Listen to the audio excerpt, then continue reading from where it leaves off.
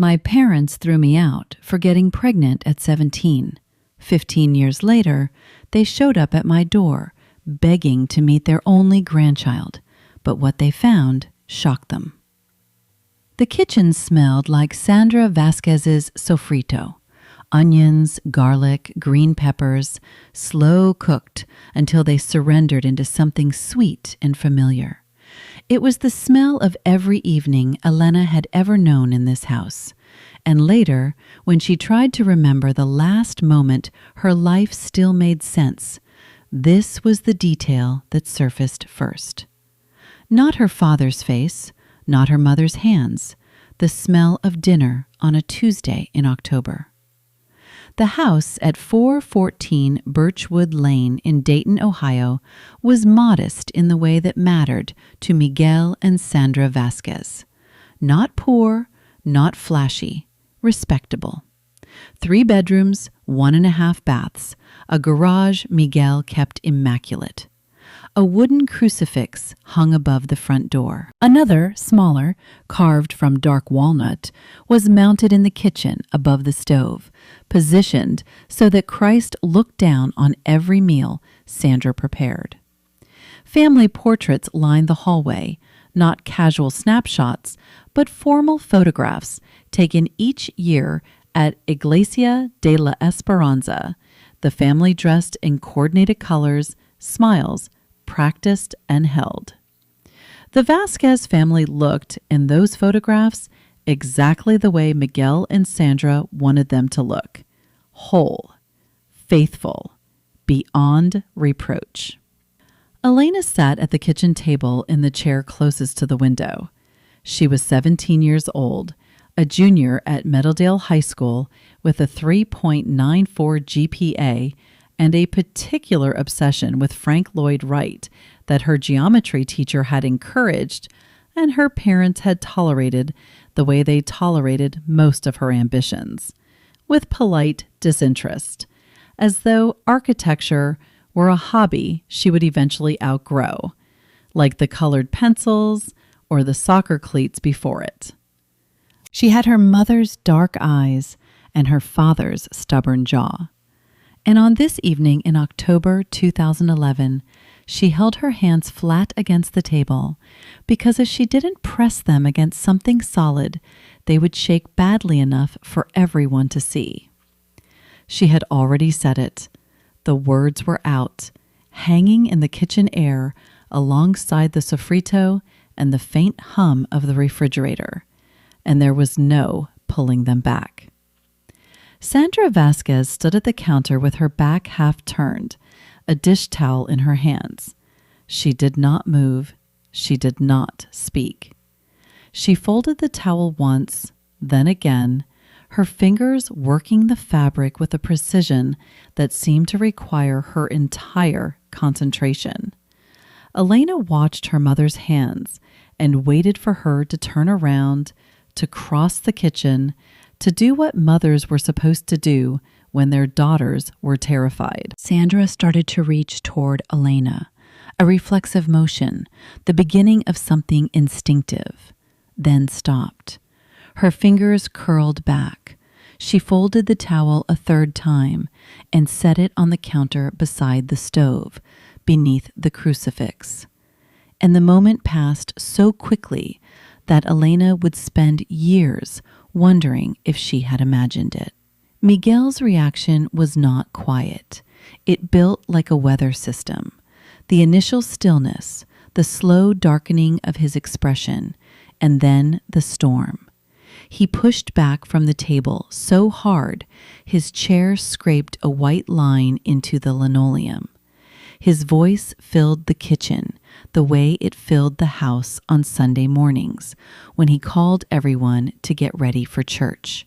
Absolute, commanding, a voice accustomed to being the final word on all things. Dime que estás mintiendo. Elena did not lie. She told him she was 8 weeks along. She told him it was Derek Haynes, the boy from her AP history class, the one Miguel had met exactly once and dismissed as sin dirección. She tried to explain that they had been careful, that it was an accident, that she was scared and needed... Miguel's palm hit the table. The salt shaker jumped. Sandra flinched, but did not turn around. What followed was not a conversation.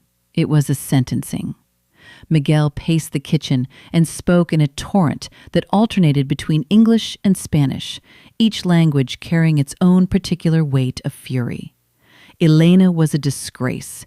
She had humiliated the family.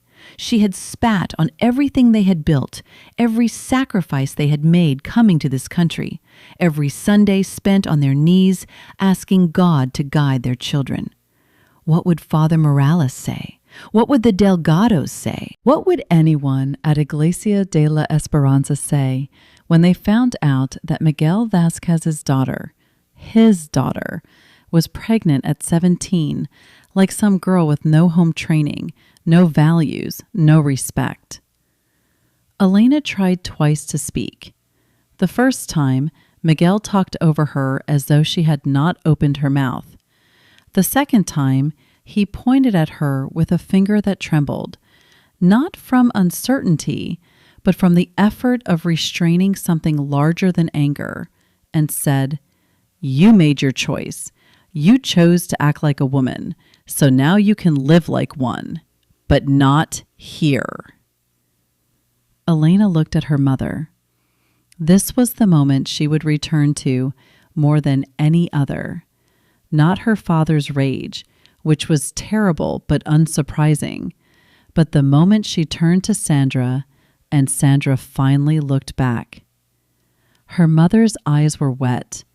Her lips were pressed together so tightly they had gone pale. And when she spoke, her voice was steady in a way that sounded rehearsed, as though she had been preparing for a catastrophe she had always expected. "You made your choice, Elena.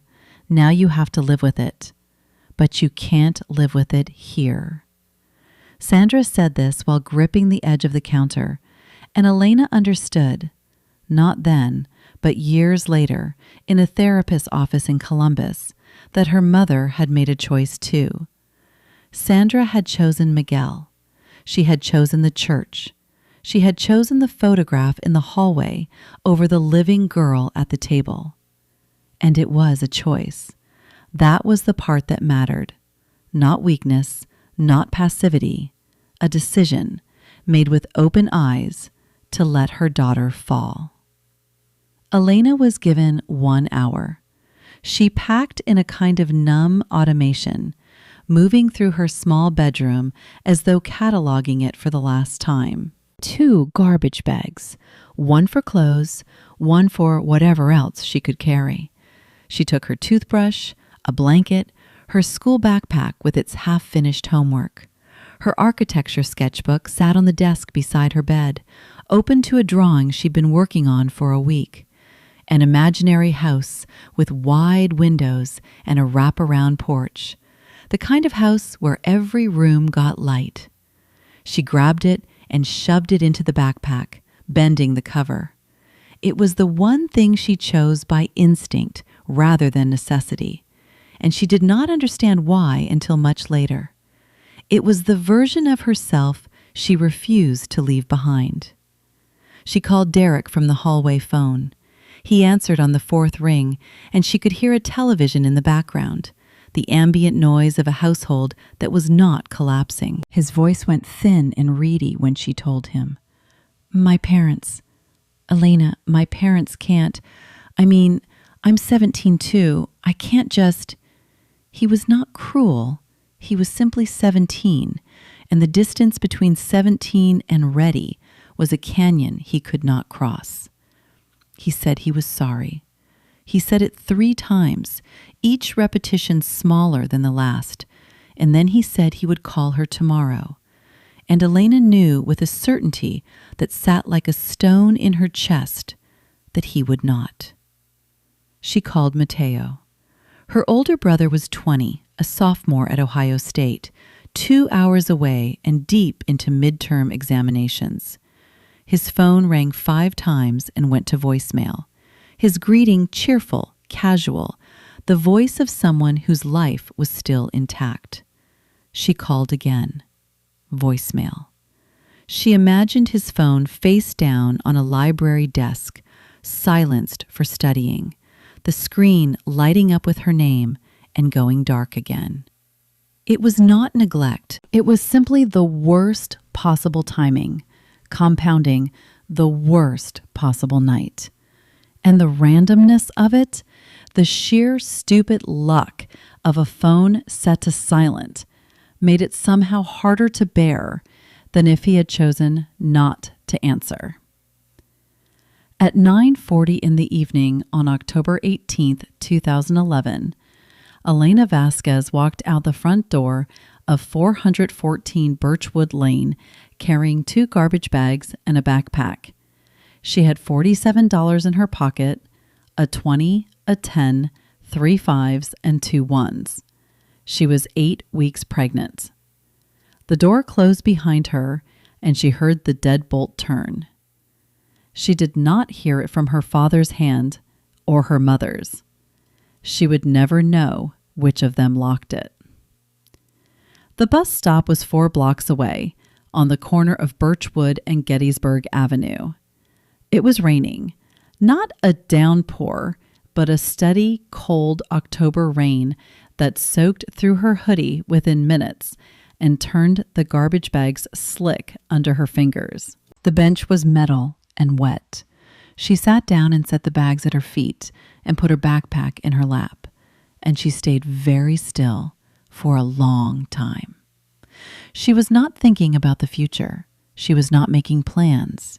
She was listening to the rain hit the bus shelter's plastic roof and feeling, with a strange and terrible clarity, the precise weight of being unwanted. 17 years of family dinners and church Sundays and birthday cakes and report cards held up to the refrigerator with magnets. All of it revocable. All of it conditional. She had not known that until tonight. After a while, she put her hand on her stomach. There was nothing to feel yet, no movement, no visible change, just the flat plane of her abdomen beneath a damp cotton hoodie. But she pressed her palm there and held it, and something shifted inside her that was not physical. The terror did not leave. The grief did not leave, but something else arrived alongside them. Not courage exactly, but a decision. A line drawn, a wall going up between the girl who had begged her parents to let her stay and whoever she was about to become. She spoke quietly, barely above the sound of the rain. I will never do this to you. It was not a hope. It was not a prayer. It was a vow, the first brick in a structure she did not yet know she was building, laid down on a wet bench at a bus stop in Dayton, Ohio, with $47 and everything she had left in the world stuffed into garbage bags at her feet. The number 7 bus came at 10:15. Elena picked up her bags and climbed the steps and dropped her fare into the box, and the doors closed behind her, and she rode toward whatever came next with her hand still pressed against her stomach and her sketchbook bent inside her backpack, carrying the blueprint of a life she would have to draw from nothing. The Dayton Crisis Center for Young Mothers occupied the 2nd and 3rd floors of a converted dental office on West 3rd Street, sandwiched between a check-cashing store and a laundromat that was always open and always empty. The building's exterior was beige brick gone gray from exhaust.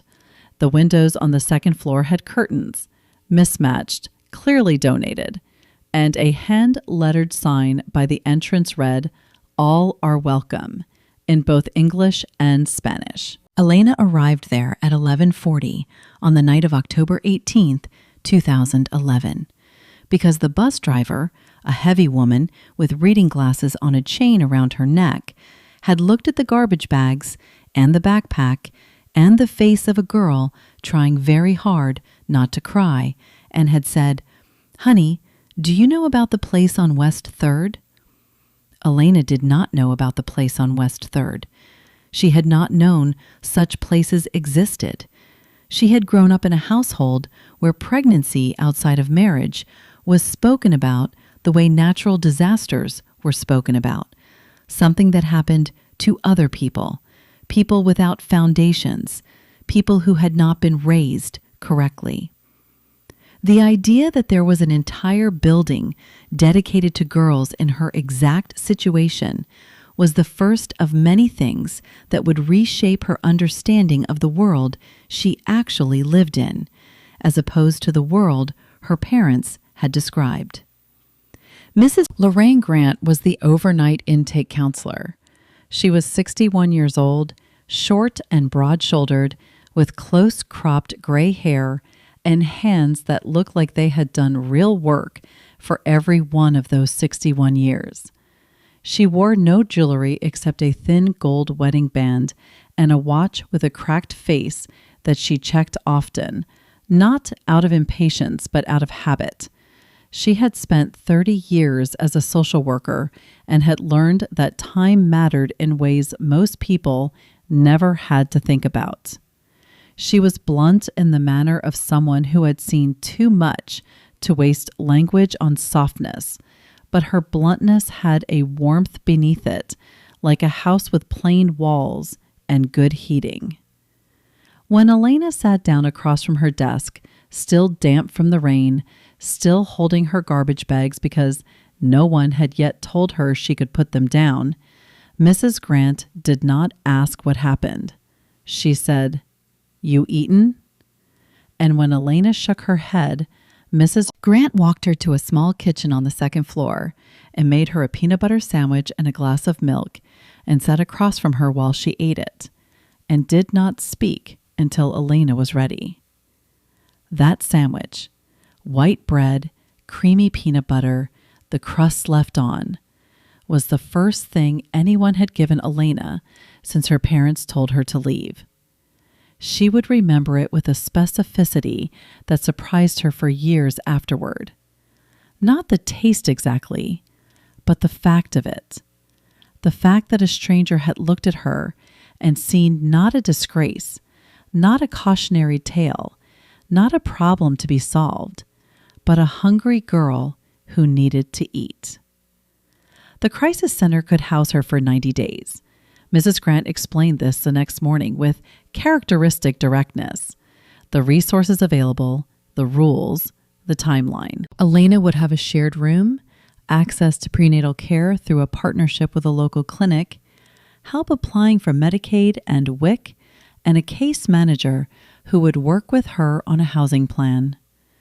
Mrs. Grant also told her, leaning forward with her elbows on the desk and her cracked watch catching the fluorescent light, that finishing school was not optional. "You've got a brain in your head. I can see that from across the room.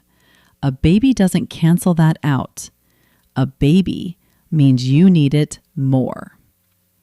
Elena enrolled in a GED preparation program within the week.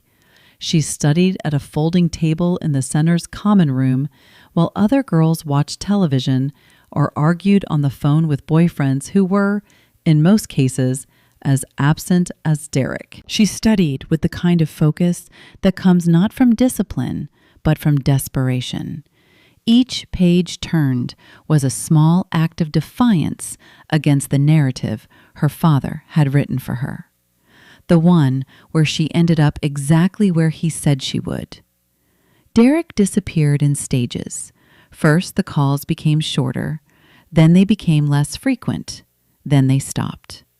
In February 2012, 2 months before Sophia was born, a family court attorney provided through the Crisis Center's Legal Aid Partnership helped Elena understand what it meant that Derek wanted to sign away his parental rights.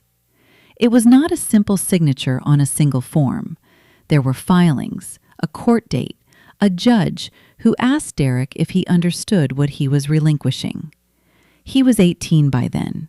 He sat in the courtroom in a button-down shirt that looked borrowed and said yes, He understood. Elena sat on the other side and watched the boy from a P-history sign away his daughter with the same thin, reedy discomfort she had heard in his voice on the phone that October night. He was not a villain. He was a boy who had been handed something enormous and had set it down and walked away. And the law allowed him to do so with a clarity and finality that Elena found, in its own way, almost merciful. At least it was honest. At least it was not a slow disappearance dressed up as something else.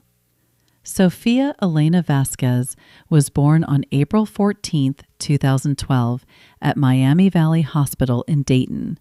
She weighed 6 pounds, 11 ounces.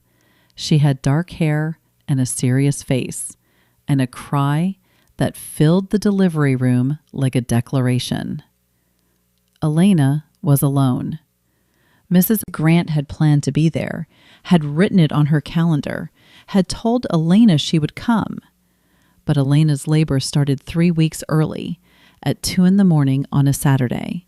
And by the time Mrs. Grant received the message and drove to the hospital, Sophia was already born. Elena had labored for 11 hours with a nurse named Tammy, who was kind and efficient and who held Elena's hand during the final hour when the pain became something beyond language. But Tammy was not her mother. Tammy was not anyone who had known Elena before this room, this night, this version of her life. When they placed Sophia on Elena's chest, still slick and furious and alive, Elena looked down at her daughter's face and felt something lock into place. Not joy, not yet, but recognition, as though she had been waiting for this particular person without knowing it. Mrs. Grant arrived 40 minutes later, slightly out of breath, carrying a stuffed rabbit she had bought at the hospital gift shop. She looked at Elena holding Sophia and said, "Well, look at that." And then she pulled a chair to the bedside and sat down and stayed for 3 hours. And when Elena finally fell asleep, Mrs. Grant was still there, holding the baby with the practiced ease of a woman who had held many babies, watching the door as though standing guard. The first year of Sophia's life existed in Elena's memory as a series of small, relentless calculations. Diapers cost money. Formula cost money. Elena breastfed as long as she could, but supply issues and the demands of work made supplementing necessary, and each can of formula was a line item in a budget that had no margin. She moved into a studio apartment on Germantown Street in June 2012, after her 90 days at the crisis center ended. The apartment had peeling walls the color of old teeth, a radiator that clanked like a prisoner, and a window that looked out onto the back of a dollar store. The rent was $410 a month, and there were weeks when that number sat in Elena's mind like a physical weight pressing against her sternum. She worked the overnight shift at a Speedway gas station on Salem Avenue, 11 at night to 7 in the morning, 4 nights a week. A neighbor's teenage daughter watched Sophia for $20 a night, money Elena could barely afford, but could not afford to go without. She would come home at 7:15, smelling of coffee and cleaning solution, and take Sophia from the sitter's arms and nurse her, and sleep in broken intervals until it was time to study. She passed her GED in August 2012. She scored in the 93rd percentile in mathematics. No one from her family was there to see it. Mateo called in September. Elena was sitting on the floor of the studio apartment, Sophia asleep in a secondhand crib 3 feet away, a community college catalog open in her lap. She answered the phone and heard her brother's voice, older sounding, careful, say her name like a question. He said he was sorry. He said he had wanted to call sooner. He said their parents didn't know he was calling. He asked about the baby. Elena listened. She let him finish. And then she said, in a voice that was not cruel, but was no longer willing to carry anyone else's guilt, "Matteo, I love you, but don't call me unless you're ready to actually show up. Not a phone call, not an apology. Show up or don't. I can't carry halfway anymore." There was a long silence on the line. Matteo said he understood. Elena said goodbye and hung up, and sat for a while with the phone in her hand. And then she opened the community college catalog to the page she had dog-eared. Introduction to Architectural Drafting, Tuesday and Thursday evenings, and circled it in pen. The library became her sanctuary. The Dayton Metro Library on East 3rd Street was open until 9 on weeknights, and on the evenings when Elena did not have class or work, she took Sophia in the second-hand carrier, a gift from Mrs. Grant, and walked the 6 blocks from Germantown Street. She discovered the architecture section on her 3rd visit, a modest shelf on the 2nd floor near the windows, and she sat on the floor beside it with Sophia, sleeping against her chest, and pulled down books she had never been allowed to study in the depth they deserved. She read about Louis Kahn and the way he thought about light. She read about Zaha Hadid and the courage of impossible curves. She read about affordable housing design, about the idea that dignity could be built into the bones of a structure, that a window placed correctly could change how a person felt about getting out of bed in the morning. And she sketched. She filled pages of her bent architecture sketchbook, the one she had grabbed from her desk at 414 Birchwood Lane, with drawings that were half fantasy and half prayer. Houses mostly, not mansions, not showpieces, but homes.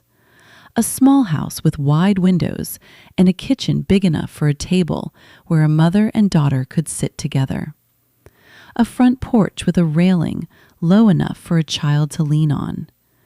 A bedroom with built-in bookshelves and a window seat where a girl could read until she fell asleep. She was designing the home she would build for Sophia. She did not have the money or the credentials or the land. She had a mechanical pencil and a sleeping baby and a library that let her stay until closing. But the house was taking shape on the page, and the act of drawing it, of believing it could exist, was the thing that kept her moving forward on the nights when forward felt impossible. Thanksgiving 2012 was a Thursday like any other, except that it wasn't. Elena had the night off from the gas station. She bought a can of cranberry sauce and a small rotisserie chicken from the Kroger on Wayne Avenue, marked down because it was late in the day and the store was closing early. She set them on the small table in the studio apartment, beside a paper turkey Sophia's daycare had sent home, made from a brown paper bag and construction paper feathers. Sophia was 7 months old and could not eat cranberry sauce or rotisserie chicken. She sat in her high chair and gummed a teething ring and watched Elena with dark, serious eyes. Elena ate the chicken standing up. She put a spoonful of cranberry sauce on a paper plate. She looked at the paper turkey and at her daughter and at the peeling walls of the apartment that smelled faintly of the neighbor's cigarettes through the shared ventilation, and she felt the full weight of the holiday.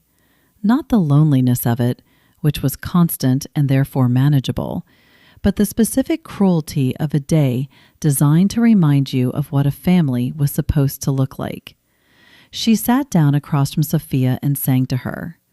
De Colores, the song Sandra used to sing in the kitchen, the melody arriving from some deep place that Elena could not lock away no matter how hard she tried. She sang it softly, and Sophia watched her face and reached out with one small hand toward Elena's cheek. Elena's eyes were wet. She did not wipe them. For once, she did not turn away. She let her daughter see her, not broken, not defeated, but human, tired, grieving, still here. She never made a habit of it. The rule she had set for herself, never let Sophia see her cry, held on almost every other night, through every other hardship. But this one evening, with the cranberry sauce and the paper turkey and the song her mother used to sing, she allowed herself to be seen. And Sophia, 7 months old and understanding nothing and everything, kept her hand on Elena's face until Elena smiled. The years between 2012 and 2015 moved in a rhythm of exhaustion and incremental progress. Elena took 1 community college course per semester, sometimes 2, when the financial aid covered it and the scheduling aligned with her shifts. She studied between customers at the gas station, textbooks propped open beside the register. She learned AutoCAD on a library computer during Sophia's nap times. Mrs. Grant helped her navigate the Child Care Assistance Program, sitting beside her at the social services office and translating the bureaucratic language into plain English with the same blunt efficiency she brought to everything. "They're going to make you fill out the same form 3 times, she told Elena. "Don't take it personally, just fill it out." In May 2015, Elena completed her associate degree in architectural technology from Sinclair Community College. She graduated in a gymnasium that smelled like floor wax, wearing a rented cap and gown with 3-year-old Sophia on Mrs. Grant's lap in the 4th row. Sophia clapped when Elena's name was called, not because she understood what was happening, but because Mrs. Grant was clapping, and the sound of it, small hands against small hands, carried further than it should have in that large room. The job came through a connection of Mrs. Grant's, a former colleague whose nephew managed a small architectural firm in Columbus called Bridgewell Associates. They needed an entry-level drafter. The pay was modest but real, with benefits, and the work was the kind Elena had been preparing for without knowing it. Translating architects' visions into technical drawings, learning the grammar of the profession from the inside. The move to Columbus required a calculation Elena made on a legal pad one night after Sophia was asleep. She had saved $1,100 over 3 years, a number that represented hundreds of skipped meals, secondhand everything, and a discipline with money that bordered on obsession. The firm offered a small relocation stipend, $500, which the office manager apologized for as though it were an insult. Elena did not tell her it was the difference between possible and impossible. Mrs. Grant lent her $300 and refused to call it a loan. "You'll pay me back by being somebody," she said, and Elena understood that she meant it literally, that Mrs. Grant's investment was not charity, but belief, placed as deliberately as a bet. In August 2015, Elena and Sophia moved into a 1-bedroom apartment in the Franklinton neighborhood of Columbus. It was small and the carpet was stained, and the nearest grocery store was a 15-minute bus ride. But it had a window in the bedroom that faced east, and in the morning, the light came through in a way that reminded Elena of the houses she drew, the ones with windows placed to change how a person felt about getting out of bed. She set up Sophia's toddler bed by that window.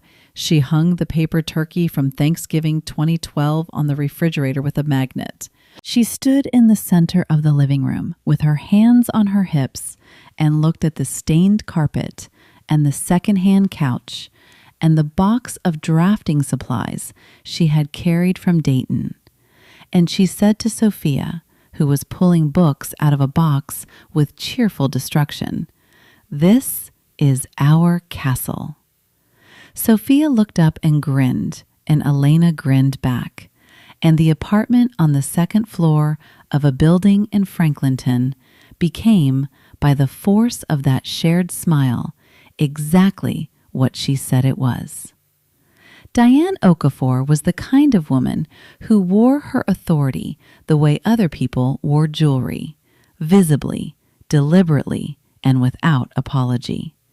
She was the founding partner of Bridgewell Associates, tall and angular, with close-cropped natural hair and reading glasses she kept on a beaded chain that her daughter had made in the 3rd grade and that she had never replaced. She had built the firm from a 2-person operation in 2003 into a respected mid-sized practice known for community-focused design, and she ran it with a directness that intimidated new hires and earned the loyalty of everyone who stayed longer than 6 months. She noticed Elena within the first week. It was not the drafting that caught Diane's attention. Elena was competent, but still learning the firm's standards, still adjusting to the pace of professional work after years of classroom exercises and library self-study. What caught Diane's attention was a sketch. Elena had stayed late on a Thursday evening to finish a set of construction documents, and when Diane passed her desk on the way out, she saw a loose sheet of paper beside the monitor, a freehand drawing of the community health clinic the firm was designing for the Near East Side. Elena had redrawn the entrance. The original design funneled visitors through a narrow corridor that felt to Elena like a checkpoint. Her version opened the approach into a gentle curve, widened the sightlines, added a bench beneath a canopy where someone could sit before going inside. It was a small change. It was also, Diane recognized immediately, the kind of thinking that separated technicians from architects. Diane pulled a chair to Elena's desk the next morning and set the sketch between them. "Tell me why you drew this." Elena explained, haltingly at first, then with growing confidence, that she had spent time in waiting rooms and intake offices and government buildings where the architecture itself seemed designed to remind you that you were asking for something, that the threshold of a community health clinic should feel like an invitation, not an interrogation. Diane listened without interrupting. When Elena finished, Diane picked up the sketch and said, "I'm going to present this revision to the client, and you're going to come with me and explain it yourself." The client approved the change. It was a small victory in the context of a larger project, but Elena understood what Diane had done. She had not simply opened a door. She had made Elena walk through it, under her own power. This became the pattern of their mentorship over the years that followed. Diane did not hand Elena opportunities.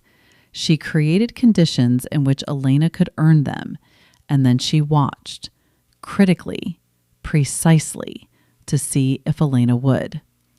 When Elena made mistakes, Diane corrected them without softening. When Elena produced exceptional work, Diane acknowledged it without inflation. It was the first professional relationship Elena had ever had that operated on the principle of honest exchange, and it taught her something she carried into every room afterward, that respect earned through work was the only kind that held. Sophia started kindergarten in September 2017 at a public elementary school 12 blocks from their apartment in Franklinton. Elena walked her there on the first morning, both of them dressed carefully, Sophia in a new backpack that had taken Elena 2 weeks to budget for. Elena in the blazer she wore to client meetings because she had to go directly to the office afterward and because, if she was honest, she wanted the teachers to see a mother who had her life in order. At the school entrance, Sophia turned around and looked up at Elena with the serious dark eyes she had inherited and that had not changed since infancy.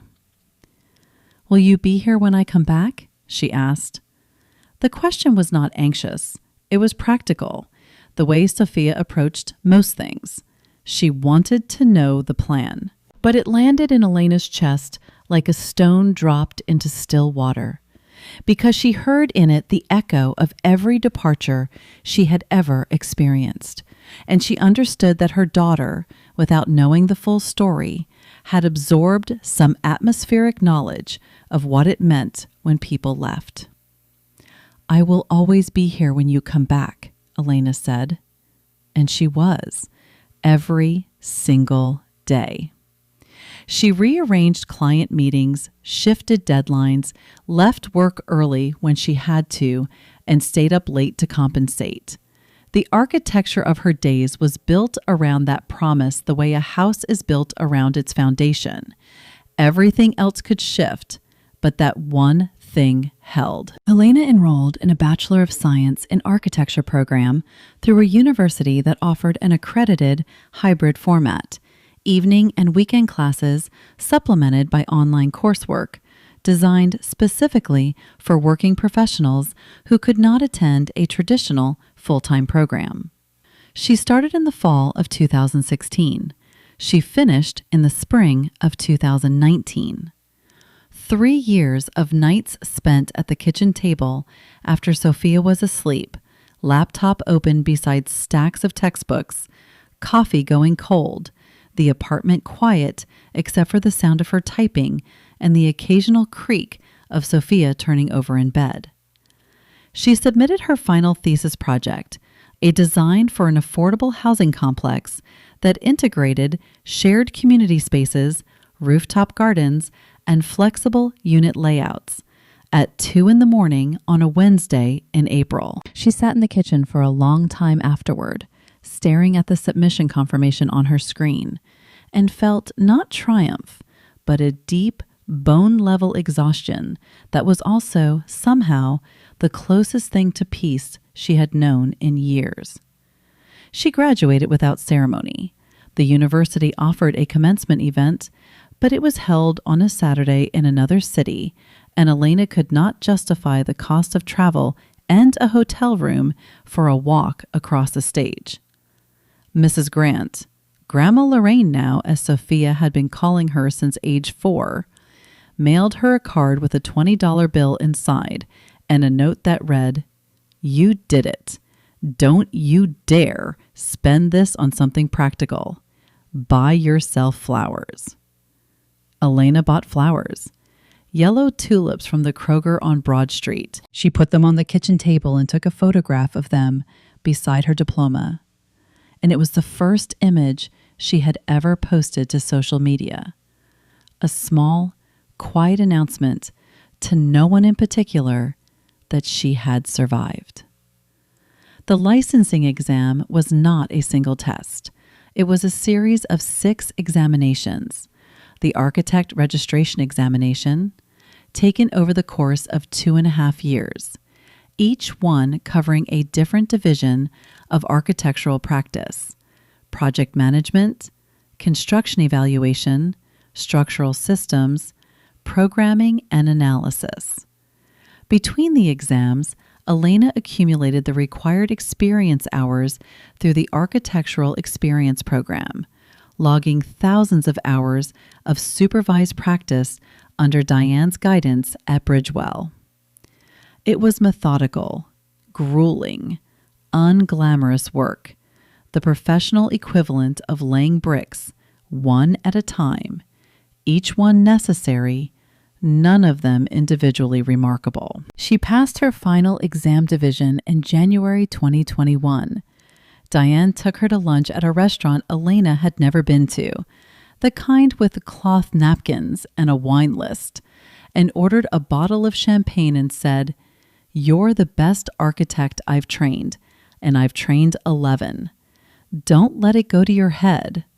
Elena laughed, and it was the kind of laugh that comes from a place deeper than amusement. Relief, maybe, or the sudden release of a tension she had been carrying so long she had forgotten it was there. She was 26 years old. She was a licensed architect. The girl at the bus stop with $47 would not have believed it. And Elena held both versions of herself in her mind at that lunch and let them coexist without resolution, because that was what therapy had taught her to do. She had started therapy in 2016, the year after moving to Columbus, when she realized that the tightness in her chest every time someone raised their voice was not normal alertness, but a wound that had calcified into reflex. Her therapist, a woman named Dr. Anita Reeves, worked with her slowly and without drama, untangling the abandonment, the shame, the particular grief of being discarded by the people who were supposed to be permanent.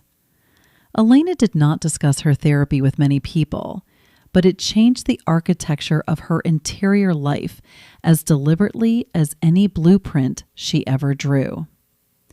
She learned to distinguish between forgiveness and permission. She learned that boundaries were not walls, but doors, structures that allowed controlled access rather than either total openness or total closure. She learned that the anger she carried toward her parents was not a character flaw, but a reasonable response to an unreasonable thing, and that holding it did not make her bitter. Refusing to examine it would. By 2021, Elena had been promoted to senior architect at Bridgewell. By 2022, she had saved enough, combined with a small business loan that required 3 months of paperwork and a presentation to a bank officer who kept looking at her as though waiting for the catch, to start her own firm. Vasquez Design Company opened in a modest office on East Long Street in April 2022 with 3 employees, a second-hand conference table, and a mission statement Elena had written on a legal pad at 2 a.m. Designing spaces where dignity is built in, not added on. The risk terrified her. She lay awake on the night before the office lease was signed and calculated, for the 100th time, how many months of savings she would burn through if no clients came. She thought about Sophia, about the promise she had made to never let her daughter experience instability. She signed the lease anyway. Some walls, she had learned, you had to build before you knew whether they would hold. The firm's first major project was the one Elena had carried in her imagination since the library in Dayton, a community center in the Linden neighborhood of Columbus, designed for a low-income area that had been promised investment for years and received none. Elena designed it with wide windows and open sight lines and a children's reading room with built-in bookshelves and a window seat. And if anyone noticed that the reading room bore a resemblance to the sketches of a 17-year-old girl in a bent notebook, Elena did not point it out. She bought the house in the fall of 2022, a 4-bedroom craftsman on a tree-lined street in Clintonville with a wraparound porch and original hardwood floors, and a kitchen large enough for a table where a mother and daughter could sit together. It was not the house from her sketchbook. It was better, because it was real, imperfect, creaking in places, needing work she intended to do herself. She stood on the porch the day she got the keys and pressed her hand against the railing and thought of the bus stop bench, cold and metal and wet, and measured the distance between there and here, not in miles or years, but in the number of times she had chosen to keep going when stopping would have been easier. James Carter entered her life the way good things sometimes do, without announcement, through a side door she hadn't known was open. He was a high school history teacher at Sophia's school, and they met at a parent-teacher conference in October 2022, when Sophia was 10. He was tall, soft-spoken, with a habit of pausing before he answered questions that made Elena trust him before she understood why. Their first real conversation happened at Sophia's soccer game the following Saturday. James was there because he coached the junior varsity team on weekends. Elena was there because she never missed a game. Sophia scored a goal, and James turned to Elena on the sideline and said, "She's got your focus." And Elena said, "How do you know what my focus looks like?" And he smiled and said, "Because you've been watching this game like you're reviewing blueprints." He did not rush. He did not push. He learned about Sophia first, her love of science fairs, her quiet humor, her habit of asking questions that were more perceptive than most adults. He helped her with a history project on the Great Migration one evening at Elena's kitchen table. And when Sophia went to bed, he stayed for coffee and asked Elena about the framed sketch on the living room wall. The house with wide windows from the bent notebook, now matted and hung beside her architecture degree. She told him some of it, not all. The rest came later in pieces, offered when she was ready and received without performance. James did not try to fix her history or position himself as the resolution to her story. He simply showed up, consistently, quietly, the way Mateo had not, and Derek could not, and her parents had refused to. Elena recognized the value of this because she had learned, through years of its absence, exactly what showing up looked like. By 2023, Elena had built what the outline of her life at 17 would never have predicted. A firm, a home, a daughter who was 12 and bright, and emotionally secure in the way that only children who have been fiercely and consistently loved can be.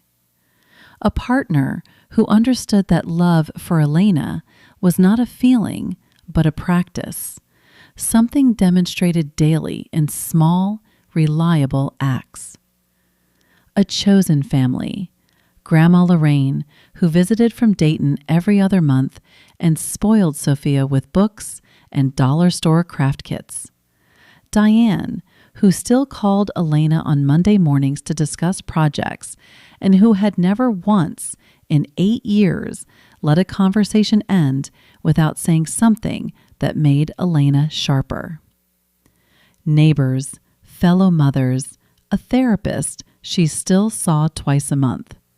A life built by hand, from nothing, with the deliberateness of someone who understood that every wall, every beam, every load-bearing structure had to be chosen and placed with intention, because she had seen what happened when foundations were made of conditions instead of love. She had not spoken to her parents in over a decade. She had not spoken to Mateo since that phone call in 2012, though that would change in a way she did not yet expect. In 2020, scrolling through her phone late one night after Sophia was asleep, Elena found a Facebook message from Sandra Vasquez. It had been sent 3 weeks earlier. The message contained 3 words: "Thinking of you." Elena stared at the screen for a long time. The kitchen was dark except for the phone's glow. She could hear the house settling around her, the creak of old wood, the hum of the refrigerator, the particular silence of a home where a child is sleeping safely. She thought about the dish towel folded 3 times. She thought about the hand that had started to reach for her and then pulled back. She thought about the deadbolt turning, and the rain, and the bus stop, and every night between then and now. She closed the app without responding. She set the phone face down on the counter. She went to bed. Some messages arrive 15 years too late, and 3 words too short. And the kindest thing you can do for yourself, for the life you've built with your own hands, is to let them sit unanswered in the dark. The morning of March 22nd, 2026 began the way most good mornings in Elena's house began, with noise. Not chaos, but the particular layered sound of a home where people are comfortable enough to take up space. Sophia's music came through her bedroom door in muffled pulses, some pop song Elena didn't recognize, but had heard enough times in the past week to hum involuntarily. James was in the living room, standing on a step stool, with a roll of crepe paper streamers in one hand and a strip of painter's tape in the other, hanging decorations with the careful imprecision of a man who wanted to help and did not particularly care if the streamers were level. From the kitchen came the smell of tres leches cake, the vanilla, the condensed milk, the faint caramel warmth of the evaporated milk soaking into sponge. Elena had taught herself the recipe. This was a fact she no longer thought about with bitterness, though she had once. Sandra's tres leches had been legendary in Elena's childhood. The cake that appeared at every birthday, every quinceañera, every church potluck, carried in a glass dish with a lid that Sandra guarded as though the recipe were a state secret. She had never written it down. She had never shared it. It lived in her hands, in the way she knew by feel when the sponge was ready, when the 3-milk mixture had been absorbed to the precise degree that made the cake moist without making it sodden.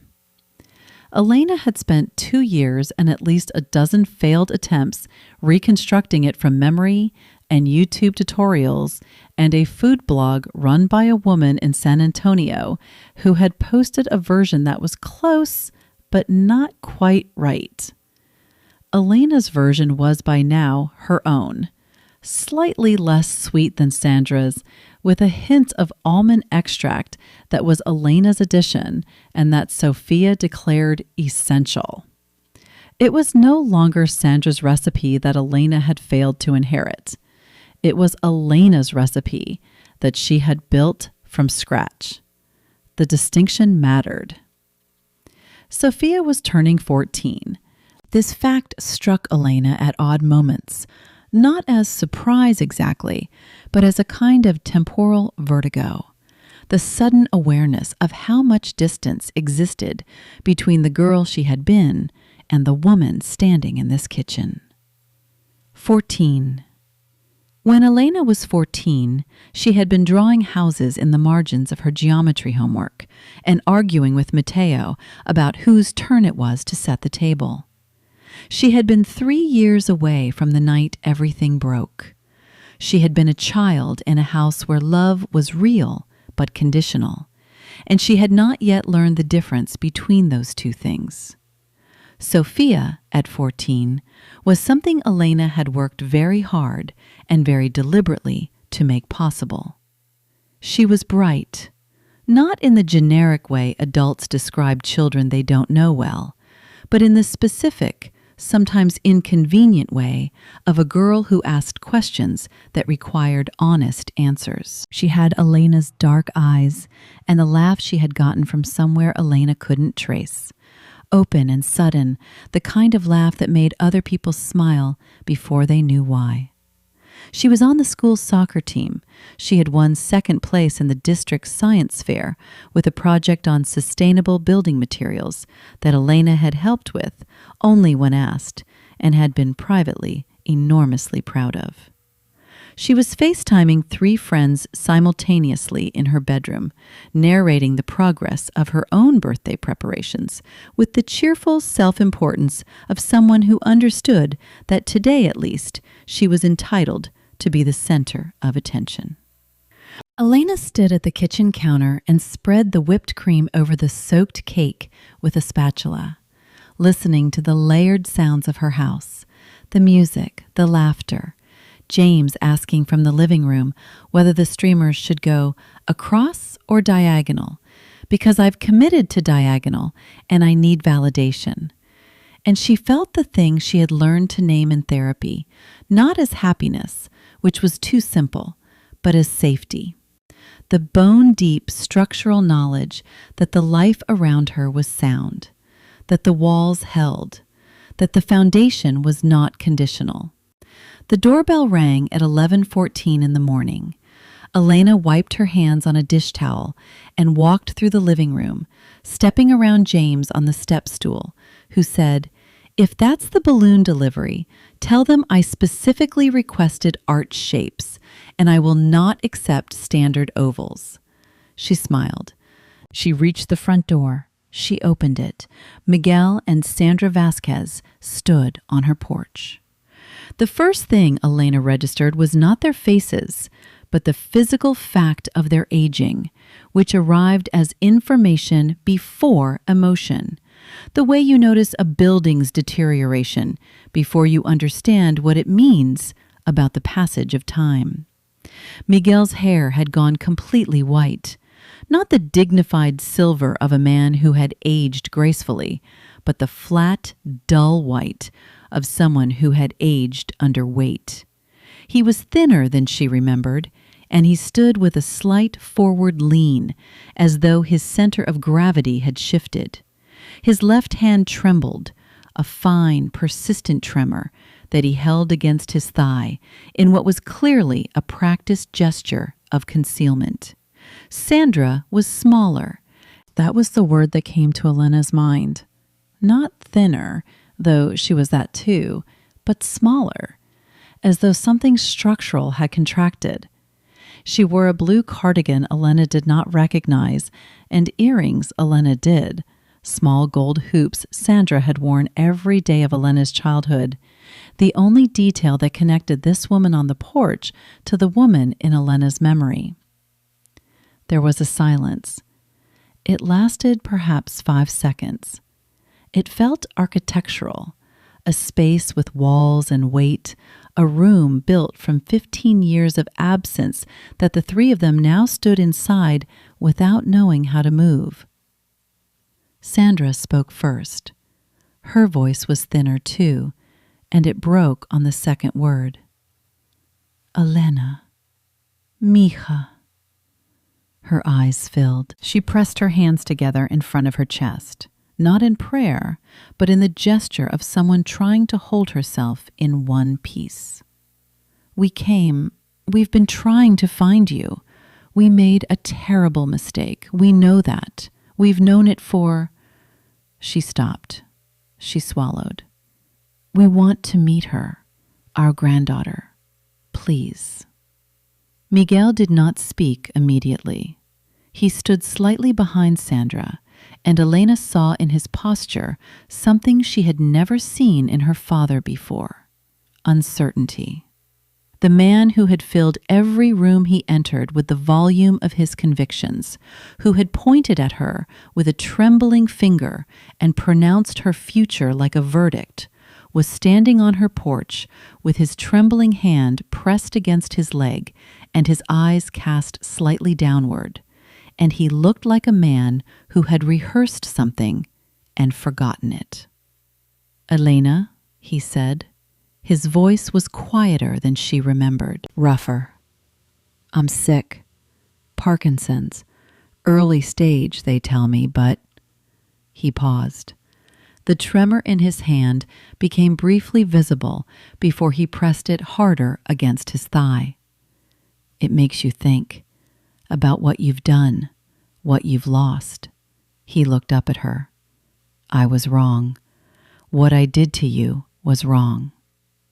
Elena stood in the doorway of the house she owned, the house she had bought with money she had earned, in the life she had built from the wreckage they had made, and she felt everything at once: the rage, the grief, the old desperate love that she had never fully killed, because you cannot kill the part of you that wanted your parents to be who they were supposed to be. She felt it all, and she held it, the way she had learned to hold things that were too large for any single response. She did not slam the door. She did not fall into their arms. She did what she had trained herself to do over 15 years of building structures that could bear weight. She stepped onto the porch. She pulled the front door closed behind her, gently, so that the sounds of the house, the music, the laughter, James and the streamers, Sophia's voice on FaceTime, were sealed inside, protected. She stood with her back against her own door and faced her parents on her own porch, and the geometry of it was not lost on her. They were outside. She was the threshold. "How did you find me?" Her voice was level, controlled, not cold, but precise. The voice of a woman who had spent a decade in therapy learning to speak from intention rather than reaction. Sandra wiped her eyes. "Matteo, he told us you were in Columbus. We've been looking for 2 years, Elena. We hired someone, a person who finds people. It took time." 2 years, Elena repeated. She let the number sit between them. "You've been looking for 2 years?" She paused. "And the 13 years before that?" Sandra's face crumpled. Miguel closed his eyes. "Where were you?" Elena said, and her voice did not rise, which made it worse. "When I was sleeping in a crisis center on West 3rd Street in Dayton. Where were you when I was working overnight shifts at a gas station with a newborn at home? Where were you when I couldn't afford to heat the apartment and I slept with my daughter in my coat?" She was not shouting. She was narrating. Each sentence was delivered with the calm, unbearable precision of someone presenting evidence. "Where were you when she took her first steps? When she said her first word? When she started kindergarten and asked me if I would be there when she came back, because she had already learned at 5 years old that people leave." Miguel's hand was shaking visibly now, and he was not trying to hide it. Sandra had pressed both hands over her mouth. The gold hoops caught the March light. "You were in Dayton," Elena said. "You were 20 minutes from that crisis center. You could have come any day, any year. You chose not to. And now you're here because you're sick and you're scared and you want to meet the granddaughter you threw away, along with me. And you think that showing up on her birthday with tears and apologies entitles you to walk into her life." She stopped. She breathed. Behind the closed door, she could hear Sophia laughing at something, the sound muffled but unmistakable, bright, open, the laugh of a girl who had never been discarded. Elena looked at her parents. She looked at them for a long time, and what she saw was not the monsters her anger had sometimes made them into during the worst years, and not the loving parents her grief had sometimes tried to reconstruct. She saw 2 people who had made a choice 15 years ago and had lived inside that choice until it became too heavy to carry, and who had come here not because they had changed, but because circumstances had changed for them. She saw this clearly, without cruelty and without illusion, and the clarity was its own kind of exhaustion. "I need time," she said. "I need to think about this. I need to talk to Sophia because this is her life, and she gets a say in who enters it." She straightened. "I am not going to make this decision on my porch on her birthday. You are going to leave now. You are going to give me your phone number, and I will call you when I'm ready. Not when you're ready, when I am." Sandra nodded, tears running freely. Miguel reached into his jacket pocket with his unsteady hand and produced a piece of paper.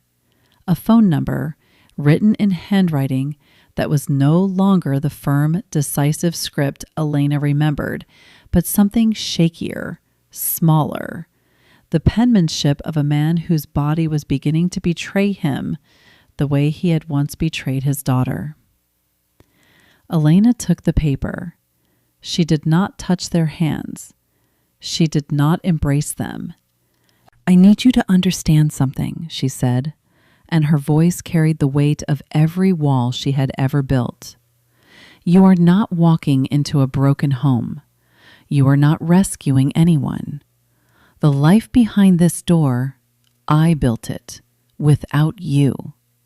If you come into it, you come on terms that I set, not yours, not the church's, mine." Miguel nodded.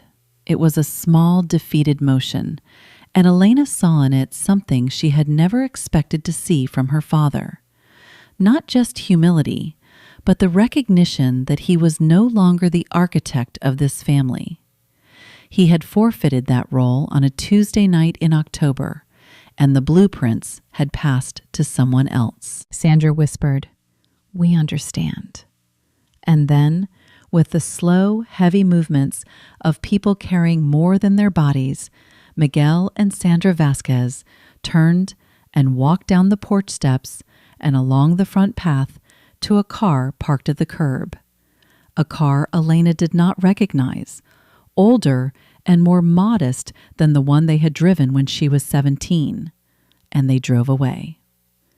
Elena stood on the porch for a long time after they left. The March air was cool but not cold, and the trees along the street were just beginning to show the first pale suggestions of spring, buds tight and cautious, not yet committed to opening. She held the piece of paper with her father's phone number and felt the tremor of his handwriting between her fingers, and she allowed herself, for exactly 30 seconds, to feel the full weight of what had just happened.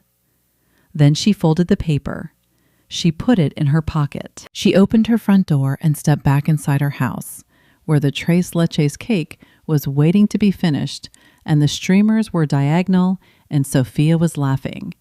And Elena closed the door behind her and returned to the life she had built, because it was her daughter's birthday, and the past did not get to take that too. The coffee shop was called Groundwork. It occupied the corner of High Street and Hudson, a converted brick storefront with large front windows and reclaimed wood tables, and the kind of deliberate, warm minimalism that Elena recognized as good design.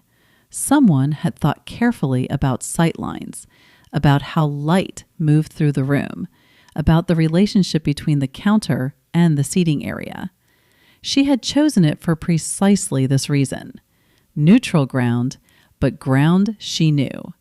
A space where she felt competent. She arrived 15 minutes early, ordered a black coffee, and sat at a table near the window, where she could see the door. She had brought a portfolio, not the leather case she used for client presentations, but a simpler one, a large envelope really, stuffed thick with photographs and printed images she had selected over the past 2 weeks, with the same deliberateness she brought to every design decision. She had not assembled it to boast. She had assembled it because her parents were coming to this table carrying a version of her that did not exist, a version softened by hardship into gratitude for their return. A struggling single mother who had learned the hard way that she needed them after all.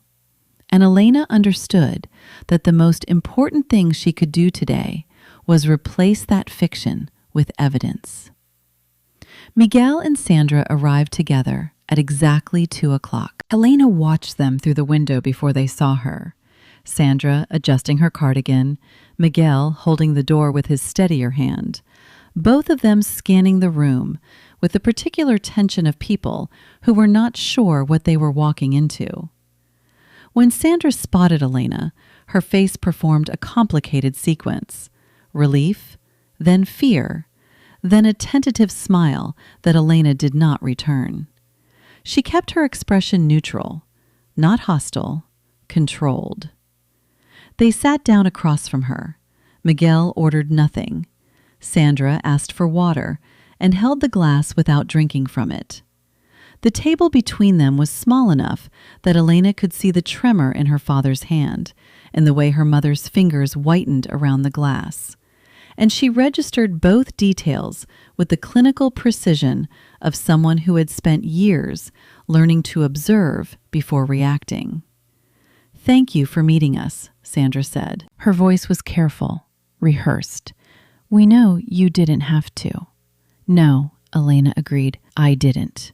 She let the silence hold for a moment. Then she opened the envelope and began to lay photographs on the table, one at a time, the way an architect lays drawings before a client, deliberately, sequentially, each one building on the last. The first photograph was Sophia at 9 months old, pulling herself upright against the edge of a secondhand coffee table in the studio apartment on Germantown Street. Her face was caught mid-concentration, brow furrowed, mouth set in the expression of a child solving a problem with her entire body. "Her first steps," Elena said. October 2012. She walked 3 days after this was taken. I was the only one in the room. The second photograph was Sophia at 5, standing in front of her elementary school on the first day of kindergarten, wearing the backpack Elena had budgeted 2 weeks for. She was not smiling. She was looking directly at the camera with those serious dark eyes, and the expression on her face was one of absolute readiness. A girl who had decided she was going to be fine. The third was a school play, Sophia at 8, dressed as a tree in a production of something Elena could no longer remember the name of, grinning so widely that the green face paint cracked along her cheeks. Grandma Lorraine was visible in the second row of the audience, clapping. Soccer games, science fairs, a birthday party in the Franklinton apartment with a homemade cake and streamers taped to the ceiling. Sophia holding a trophy. Sophia reading on the porch of the Craftsman house. Sophia laughing at something off camera, her head thrown back, caught in the middle of a joy so unguarded it was almost painful to look at. Elena laid each photograph down without commentary, letting the images accumulate. Sandra's hand had come up to cover her mouth within the first minute. By the 5th photograph, she was crying silently, tears running over her fingers and onto the table. Miguel sat perfectly still, his jaw locked, his eyes moving from image to image with the fixed attention of a man being shown the dimensions of something he had destroyed. Then Elena placed a different set of images on the table. Her associate degree from Sinclair, her bachelor's diploma, a photograph of the community center in Linden, her first completed building, wide windows catching the afternoon light, a printout of the Vasquez Design Company website showing the firm's portfolio, affordable housing complexes, community spaces, a women's shelter in Franklinton she had designed pro bono, each project annotated with the same philosophy, dignity built in, not added on. A photograph of the Craftsman house on the tree-lined street in Clintonville. Her house. 4 bedrooms, a wraparound porch, original hardwood floors, a kitchen with a table large enough for everyone she loved. She did not narrate these. She did not need to. Each image was a quiet indictment, not of what her parents had done, but of what they had assumed their actions would produce. They had sent a 17-year-old girl into the rain with $47 and 2 garbage bags, and they had expected, perhaps not consciously, perhaps not immediately, but eventually, inevitably, that the world would confirm their judgment, that she would struggle, that she would fail, that she would return diminished and prove that she had needed them all along. Instead, she had built this: every wall, every window, every structure in the photographs on the table. And she had done it without them, not in spite of their absence, which would have given their abandonment a narrative purpose it did not deserve, but simply around it, the way a tree grows around a wound in its trunk, incorporating the damage into its shape without being defined by it. Sandra wiped her face with a napkin and said, in a voice stripped of everything except grief, "She's beautiful. She looks like you." "She looks like herself," Elena said. Miguel had not spoken. He sat with his hands in his lap, the trembling one held by the steady one, and stared at the photographs spread across the table, and Elena watched something move across his face that she had never seen there before. Not just shame, recognition.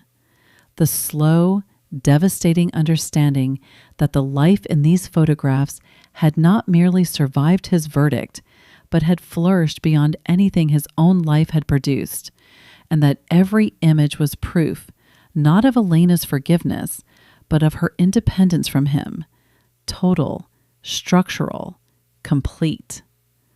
Elena gathered the photographs into a neat stack. She squared the edges. She placed them back in the envelope. And then she said the thing she had carried to this table like a load-bearing beam, the piece of information that would change the architecture of this conversation entirely. "There's something else you should know." She paused. Not for drama, but because the words required precision, and she had learned never to say important things carelessly. Matteo and I reconnected in 2023. He's been visiting Sofia for 2 years. He's been part of her life. Sandra blinked. Miguel's head came up. "He told me something," Elena continued, her voice steady, her eyes on her father's face. "He told me the real reason you reacted the way you did when I told you I was pregnant." She watched Miguel's expression change, watched the color leave his face in real time, watched his mouth open and close without producing sound, watched the tremor in his hand become something larger, something that was no longer just neurological. "He told me that when you were 19, you got another woman pregnant, before Mom, and that abuela and abuelo forced you to marry Mom because of it, because of the shame, because of the church, because of everything you later threw at me." Elena's voice did not waver.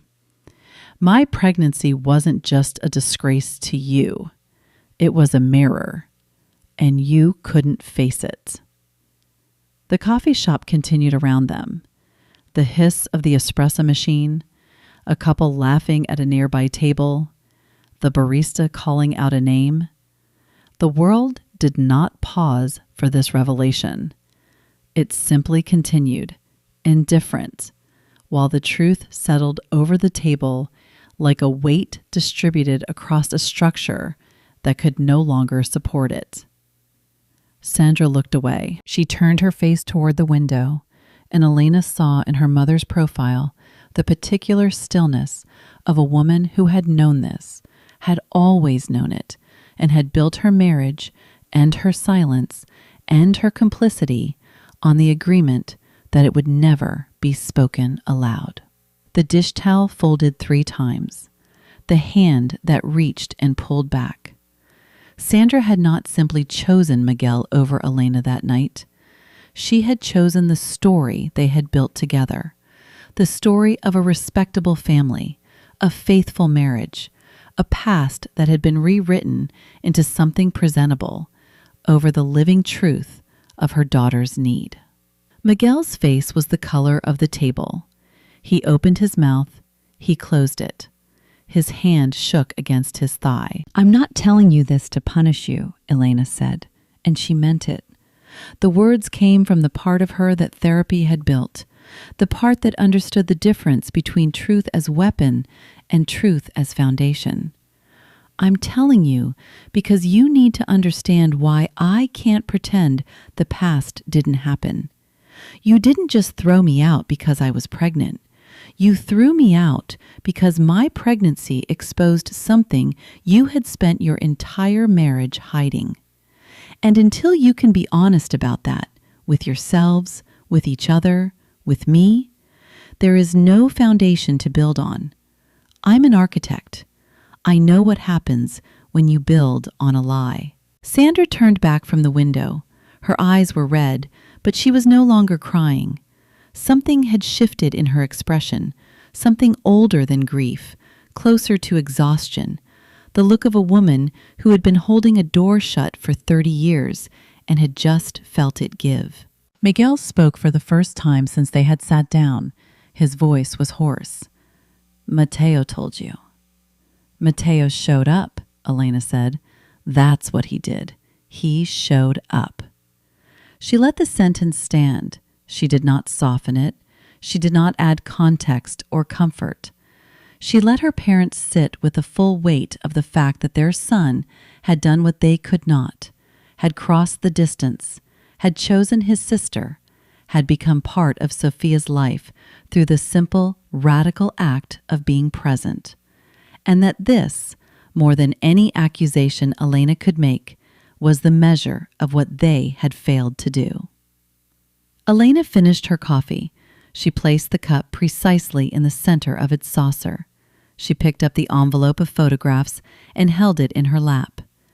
I don't know what happens next, she said. I haven't decided. Sophia knows you exist. She knows you came to the house. She's 14 and she's smart, and she will make her own decisions about whether she wants to know you. She stood. But I need you to understand that whatever happens from here, it happens on a foundation of truth. Not the version you told the church, not the version you told yourselves, the real one. She looked at them one last time, her father with his white hair and his shaking hand and his silence, her mother with her gold hoops and her red eyes and the cardigan pulled tight around her diminished frame. And she felt, beneath the controlled calm, a sorrow so old it had become geological. Not for herself, for them, for the years they had lost, not because of what she had done, but because of what they could not face in themselves. She left the coffee shop without looking back. The March air was sharp and clean, and the sun was out, and she walked to her car with the envelope under her arm and her keys in her hand. And she sat in the driver's seat for a full minute before starting the engine, breathing, letting the weight of it settle into a shape she could carry. Then she drove home, to the house she had built, to the daughter she had kept her promise to the life that did not require their approval, their presence, or their forgiveness to stand. It stood because she had built it to. Elena did not tell Sophia that evening. She came home from the coffee shop and finished the leftover birthday cake cleanup and helped James carry the folding chairs back to the garage.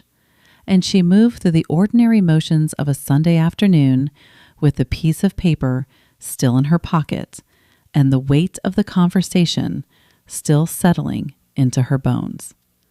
She needed a day, not to decide what to say, but to decide how to say it, because the how mattered more than the what. And Elena had learned through 14 years of parenting and a decade of therapy that the way you hand a truth to a child determines whether it becomes a wound or a foundation. She told Sophia on Monday evening, after dinner, at the kitchen table. James had gone home. Elena wanted this conversation to belong to the two of them, mother and daughter, the original architecture of their family. Sophia was doing homework, a history textbook open beside a half-eaten apple, her pencil moving in the absent, automatic way of a girl whose mind was already 3 steps ahead of the assignment. Elena sat down across from her and said, "I need to talk to you about something important." Sophia looked up. She closed the textbook slowly, marking her place with the pencil, and gave Elena the full weight of her attention. Those dark, serious eyes that had not changed since infancy, the expression of a girl who had always preferred to know the truth, even when the truth was heavy. Elena told her. She told her that her grandparents, Elena's mother and father, Miguel and Sandra, had come to the house on her birthday. She told her that they wanted to meet her. She told her, in language that was honest without being barbed, that when Elena was 17 and pregnant with Sophia, her parents had asked her to leave, and that she had not spoken to them since. She did not editorialize. She did not say they were cruel or selfish or cowardly, though all of those words lived in rooms she had built and furnished over 15 years. She said they were scared and they were ashamed, and they made a choice that caused a great deal of harm, and now they are older and sick and sorry, and they want to know you. Sophia listened without interrupting. When Elena finished, there was a silence that lasted long enough for Elena to hear the kitchen clock and the settling of the house and the faint sound of a neighbor's dog barking 2 yards over. Then Sophia asked the first question. Why did they leave? Elena had prepared for this. She had rehearsed it in her mind and once quietly in the car. They believed that what I had done, getting pregnant, was a failure, a disgrace. They cared very much about what their church and their community thought of them, and they couldn't separate their love for me from their fear of judgment. She paused. That's not an excuse. It's an explanation. There's a difference. Sophia nodded slowly, processing. Her fingers turned the pencil end over end against the table, a habit she'd had since she was small, the physical manifestation of a mind working through something complicated. Why are they back now? Your grandfather is sick. He has Parkinson's disease, and I think... Elena chose her words with the precision of someone placing a load-bearing wall. I think being sick made him look at his life differently, made both of them look at what they lost. She held Sophia's gaze. But I want you to understand something. They didn't come back because they suddenly became different people. They came back because their circumstances changed. That's not the same thing as change. Sophia was quiet again.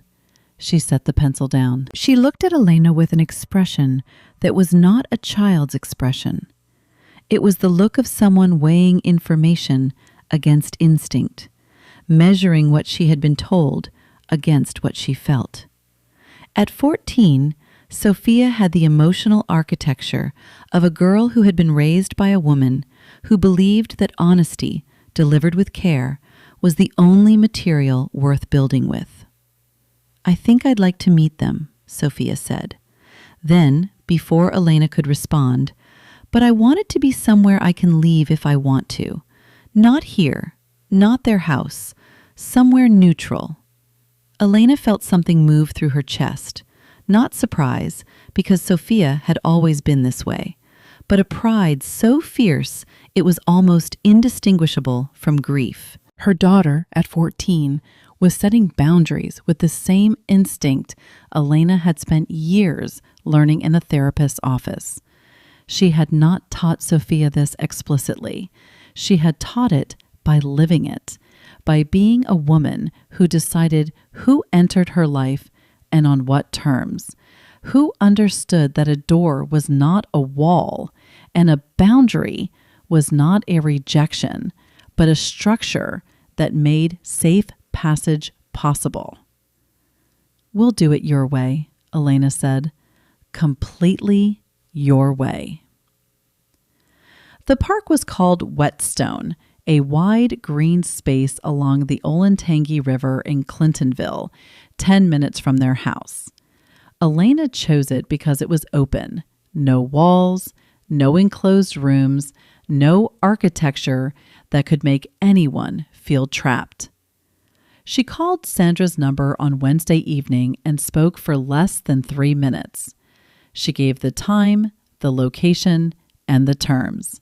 1 hour in public with Elena and James present. No gifts, no grand gestures. Sophia would lead the conversation. If she wanted to leave early, they would leave, and there would be no argument and no guilt. Sandra said yes to everything without hesitation, her voice thin and grateful in a way that Elena registered without softening toward. Saturday arrived with the particular cruelty of beautiful weather. Mid-March in Columbus, the sky a pale, washed blue, the trees along the river showing the same cautious early buds Elena had noticed from her porch the week before. She and Sophia walked from the parking lot toward the picnic area near the footbridge. James walked beside Elena, his hand finding hers and holding it with the quiet, steady pressure of a man who understood that his role today was not to speak, but to be present. Sophia walked slightly ahead, her posture straight, her hands in the pockets of her jacket. She had dressed carefully, not formally, but deliberately, the way she dressed for science fair presentations, as though the right outfit could function as a kind of armor. Miguel and Sandra were already there.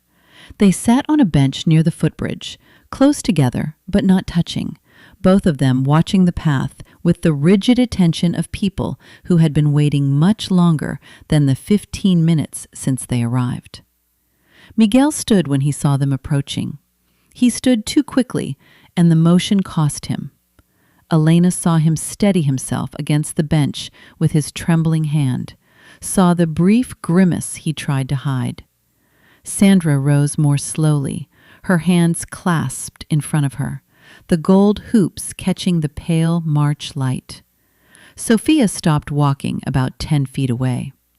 Elena and James stopped with her. There was a moment, 3, maybe 4 seconds, when no one moved and no one spoke, and the only sounds were the river and a jogger's footsteps on the path behind them, and a child laughing somewhere in the distance.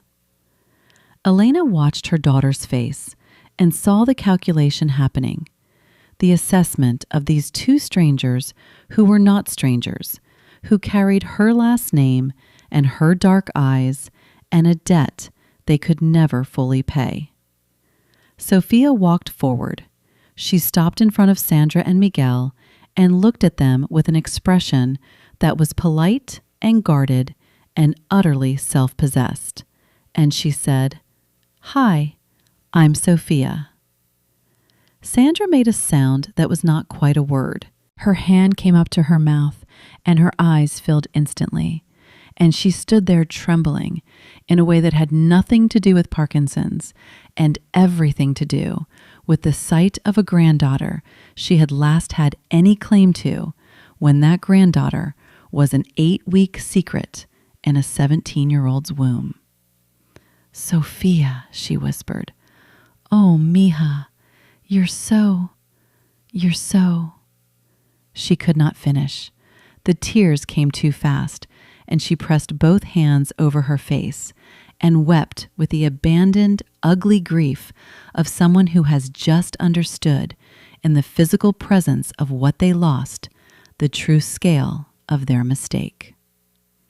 Miguel tried too hard. Elena could see it immediately, the way he leaned forward, the way his voice pitched upward into a warmth that was genuine but over-calibrated, the desperation beneath every word. "Sophia, we're so happy to. You're so tall. You look just like your mother when she was." He stopped himself. He seemed to realize mid-sentence that invoking the mother he had thrown out was not the bridge he meant it to be. His mouth worked silently for a moment. His hand trembled at his side. Sophia watched both of them with patience and without rescue. She did not rush to comfort Sandra's tears or fill Miguel's awkward silence. She stood with her hands at her sides and let them feel the weight of the moment they had created. And Elena, watching from the bench where she and James had sat down 15 feet away, recognized in her daughter's stillness the same quality she had cultivated in herself over 15 years: the refusal to make other people's discomfort easier at the cost of her own truth. They sat down, Sandra on the bench, Miguel beside her, Sophia on the bench opposite, the picnic table between them like a border. The conversation was halting, careful. Sandra asking about school, Sophia answering incomplete sentences that were courteous and revealed little. Yes, she liked school. Yes, she played soccer. Yes, she was interested in science. Miguel asked about her friends, her favorite subjects, whether she liked Columbus. Each question was delivered with the overeager attentiveness of a man trying to compress 14 years of absence into an hour of small talk. And each answer Sophia gave was a door opened exactly wide enough to see through, but not wide enough to walk through. Then Sophia set her hands flat on the picnic table, a gesture so precisely like Elena's that James, watching from the nearby bench, reached over and squeezed Elena's hand, and she looked directly at Miguel. "I have a question," she said. Miguel straightened. "Of course, anything."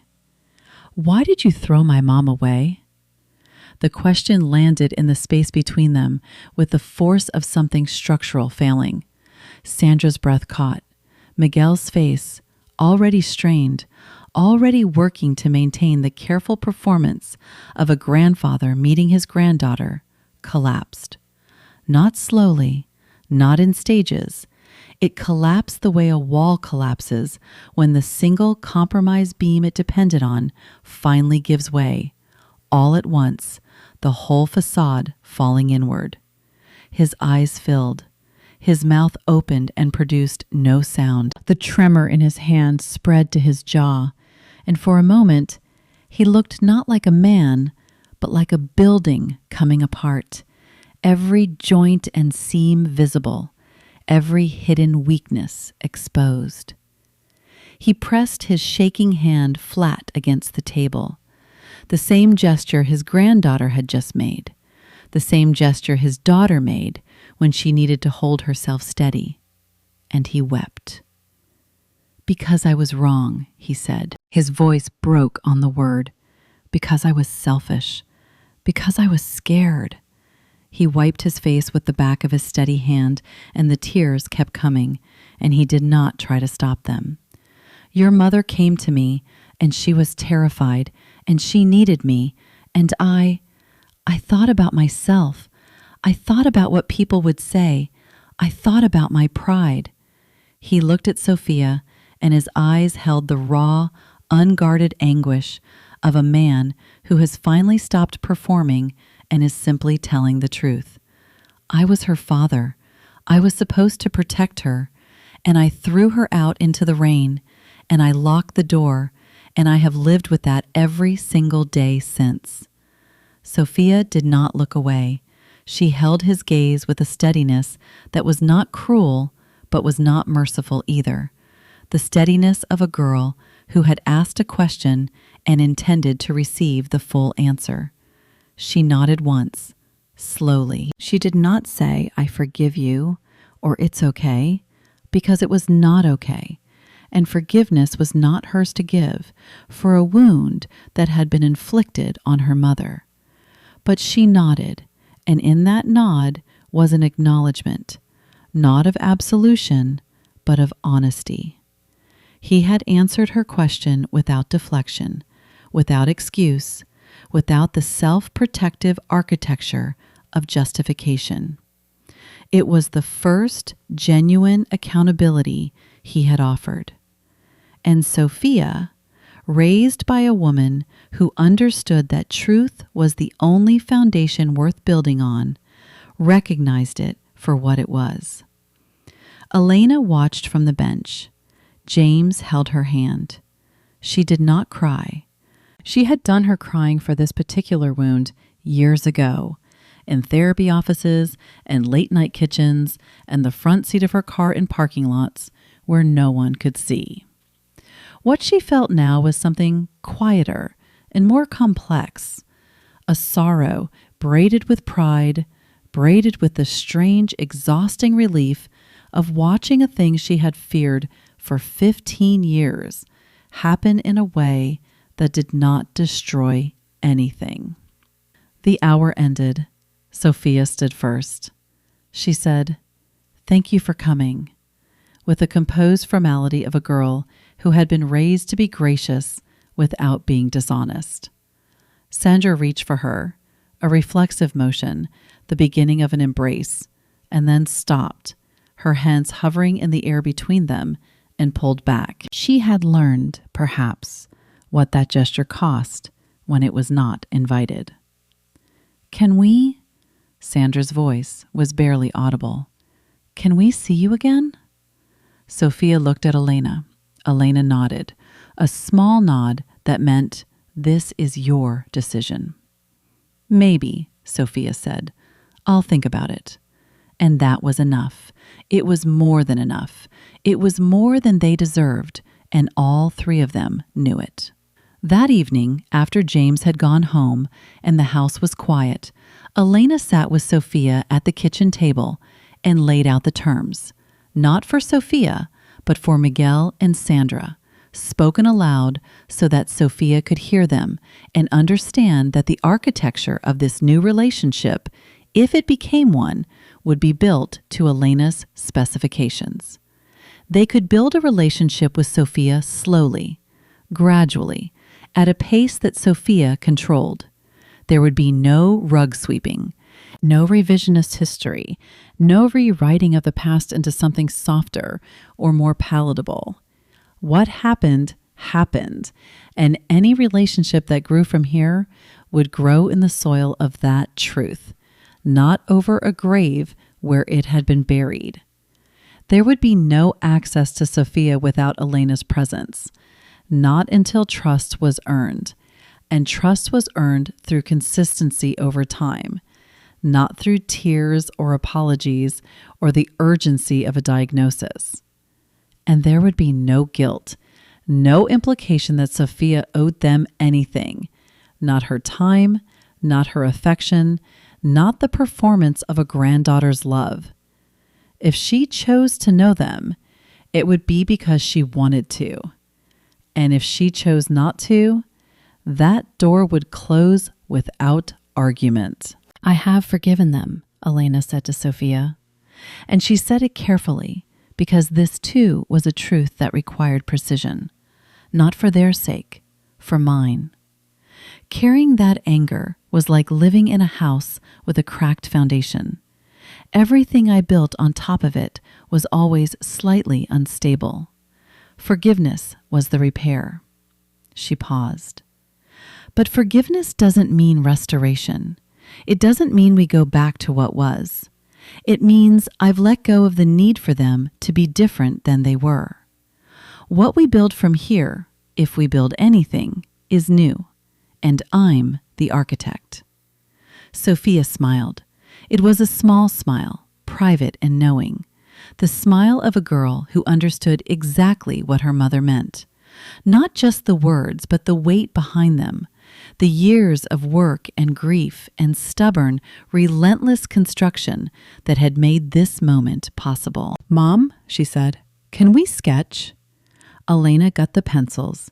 She got the good paper, not the printer paper they used for casual drawing, but the heavy, smooth sheets she kept in her office for design work.